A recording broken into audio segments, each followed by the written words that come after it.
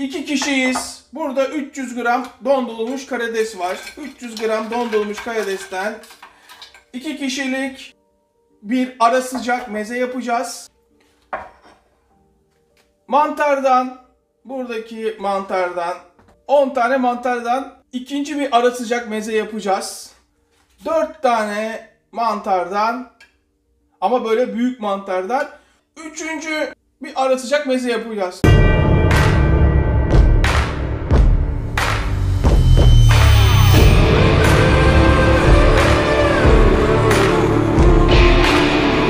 Ocağın altı en güçlü şekilde yanıyor. Hemen ortayla kısığın arasına getiriyorum. Hemen bir tava.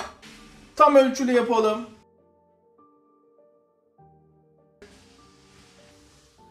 Yarım çay bardağı zeytinyağı. 2 tane sarımsak. Düşeş. Bugün şanslıyız ama aşkta kaybedeceğiz. İnce sarımsakları doğruyorum. Şu bir. Daha yağ ısınmadan hemen içine. İkinci sarımsak. Kocaman 2 tane sarımsak. Bir soğan. Büyük boy bir soğan. Restoranların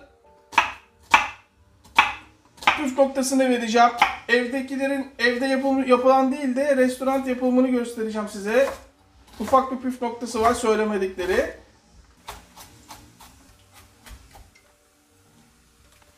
Sarımsaklar oynamaya başladı. O yüzden acele etmemiz lazım. Yanmamalı. Biraz tuz. Soğanlar daha kolay pişsin diye. Şimdi şöyle bir çeviriyorum. Soğanlar hafif pembeleşene kadar pişmesi için bırakıyorum. Bu arada şöyle bir kontrol edelim. Tamamen açılmış. Buzu çözülmüş. Karidesi süzelim. Karidesleri süzdüm. Burada bir karar vermelisiniz. Bakın şimdi. Şurayı görüyor musunuz? Orta tarafını şöyle kesiyorum. Bunu iş yerlerinde yapmazlar. Temizlemezler daha doğrusu. Büyüğünü temizlerler. Yalnız bağırsağını çıkartıyorum. Ama küçük karideslerde illa temizlemeniz gerekmez. Hasta etmez insanı. Büyükleri muhakkak temizlemelisiniz. 5 dakika sonra soğanın ve sarımsağın yarısını şu kaba alıyorum. Yağ ile birlikte buraya ayırdım. Görüyor musunuz? Domatesi küp küp ama küçük küpler halinde kesiyorum.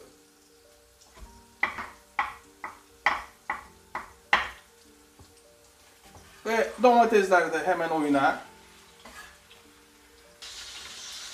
Ve bir kez şöyle karıştırıp 3-4 dakikada böyle pişsin. 2-3 dakikada domatesler piştikten sonra hemen sıra karideslere geldi. Karides çabuk pişer, dikkat edin.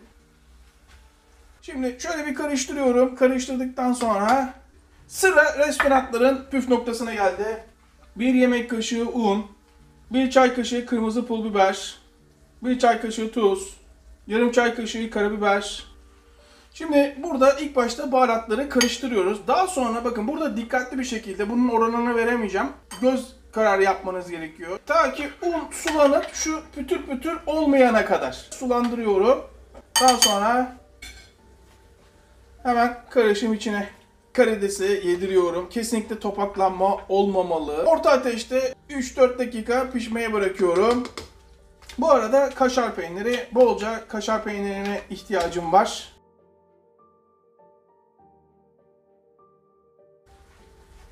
Burada hemen bu artık kabın içine.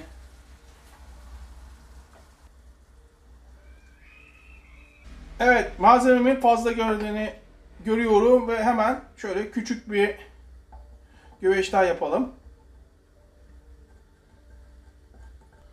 Düzelttikten sonra kaşar peyniri, bolca kaşar peyniri.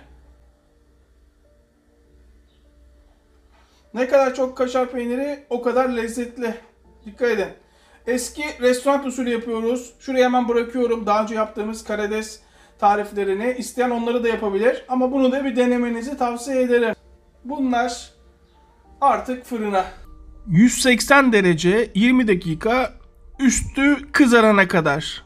Ayırdığımız Soğanları, sarımsakları hatırlıyor musunuz? Hemen buraya şöyle bir yemek kaşığı daha zeytinyağı koyalım. Tavaya yay, şu sağını solunu al. O ısınana kadar domatesleri yine küp küp kesiyorum. Yine küp küp. Küp küp ince ince kestim. Ondan sonra hemen suyuyla birlikte tavanın içine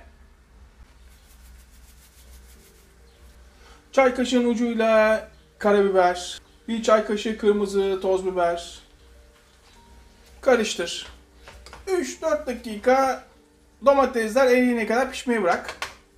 Ayırdığımız mantarları hatırlıyor musunuz? Bakın şimdi şu saplarını koparıyorum ve mantarları soyuyorum.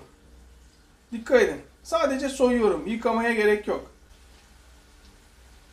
Koray, saplarını da kullanmak istiyorum. Ne yapacağım? O zaman saplarını kullanmak istiyorsanız hemen sapları kazıyorsunuz. Ama ben kullanmayacağım. Sadece göstermek için yapıyorum. Kazıyorsunuz ve dip bölümünü kesiyorsunuz. Böylece saplar da kullanılmaya hazır oluyor. Sapları da şöyle ince ince kesebilirsiniz. Ama ben sap bölümünü kullanmayacağım. Çok lezzetli olmasını istiyorum. İnce ince kesiyorsunuz mantarları.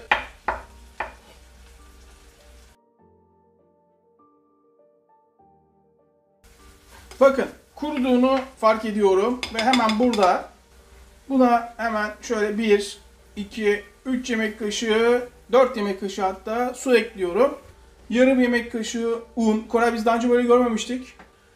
Her zaman söylüyorum. Bir yemeğin birden çok yapılış şekli var. Bu eski restoranlarda, eski ustaların taktiği. Daha önce görmediğinizi biliyorum ama böyle yapılıyor. Şimdi bakın.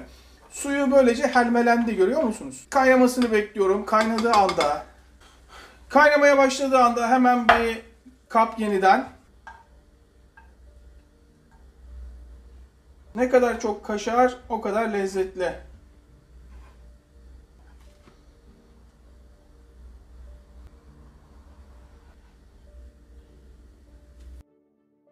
Üstüne biraz kırmızı toz biber. Pişince çok lezzetli durur. Öbürünü atmadım çünkü farkı anlaşılsın diye. Ve bu da hemen fırına. Oo, çok sıcak. Nasıl gözüküyor? Şunun lezzetsiz olma şansı var mı sizce? Un ne kadar değişecek? Bakın göreceksiniz. 200 derece 20 dakika üstü kızarana kadar.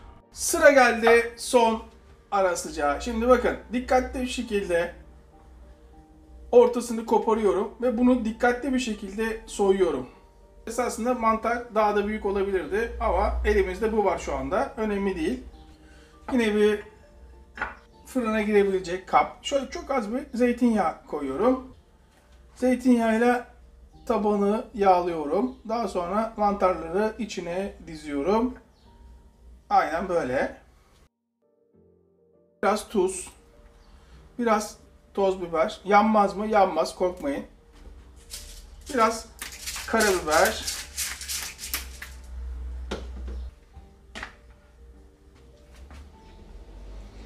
Ortalarına tereyağı.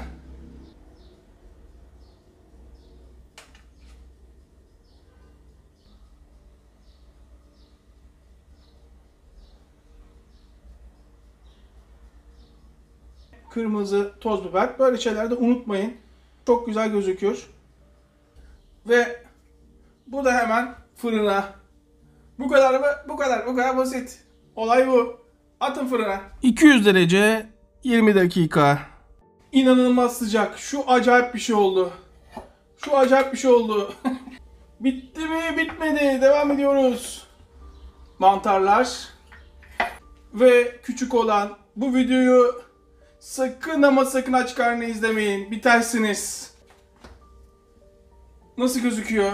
Bakın evde bu kadar pratik, hızlı. Daradadan. Nasıl gözüküyor? Sakın ama sakın aç karnına izlemeyin. Bitersiniz. Uykularınız kaçar. Restoranda inanın bugünün fiyatlarıyla 1000-1500 arası yiyemezsiniz. Ama evinizde ucuza mal edebilirsiniz. Şuna bakar mısın? Şuna... Şimdi. Of.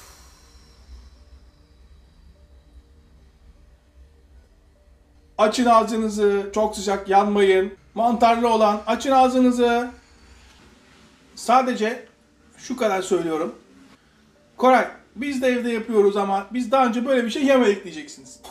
Çok sıcak ama dayanamıyorum. Vay be. Şuna bakalım. Karides. Bir de karidesin tadına bakın. Ekran başındakiler. Bakın küfür yasak. Ona göre. Hakaret, küfür etmek yasak. Sizin için yapıyoruz. Ama kendimiz yiyoruz. Yapacak bir şey yok. Alamadık tekneyi Tiny House'u. Katıl butonunu açmıştım. Herkes 3 lira atsaydı tekneyi almıştık. Ama alamadık. Kapattım o yüzden. Ama ciddi katkıda bulunanlar var. Hepsinin ismi bende kayıtlı. Katıl butonu kapattık diye sizi unuttum zannetmeyin. Şu tekneyi aldığımız anda ilk işim sizi aramak olacak. Söz. Beraber yiyip içeceğiz. Mantar da tam pişmiş. Şöyle göstereyim. Bakın şunun gerçekten lezzetsiz olma şansı yok. Gerçekten yok. Açın ağzınızı. Koray nasıl olmuş? Ya bu kadar, sadece size şu kadar söyleyeyim. Bu kadar lezzetli olabilir. Gerçekten bu kadar lezzetli olabilir. İnanılmaz lezzetli, inanılmaz lezzetli. Tek yapmanız gereken çok fazla yememek için kendinizi tutmak. Böyle bir şey olmaz. İzleyip abone olmayan vicdansızlar, siz kaybediyorsunuz şu tarifleri kaçırarak. Hepimize yine sağlık. Tekrardan herkese selamlar.